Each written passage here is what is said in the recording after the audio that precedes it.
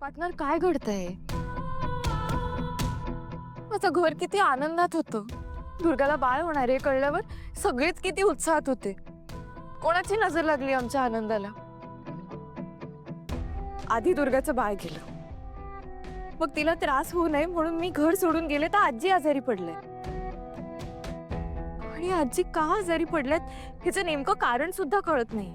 नाही म्हणजे पार्टनर, मला असं वाटते की त्यांचा आजारपण ना पार्टनर मानसिक आहे. आणि त्यांच्या मनात काय चाललंय, त्यांना काय खातंय हे सांगतच नाहीये ते आणि आम्हालाही कळत नाहीये.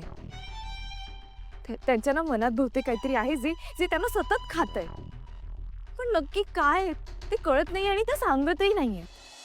पार्टनर प्लीज प्लीज असं काहीतरी कर की आजी मला त्यांच्या मनातलं सगळं सांगते. मी मैत्रीण आहे ना आजींची. जर आजींनी मला त्यांच्या मनातलं सांगितलं तर मला त्यांची मदत करता येईल. प्लीज. आणि पार्टनर, तुला तर सगळंच माहिती असतं ना, म्हणजे कोण कुठे आहे, काय चाललंय, काय करतंय माहिती असतं ना तुला. मला सांग ना, आजी कुठे आहेत? त्या घरी परत कधी येणार?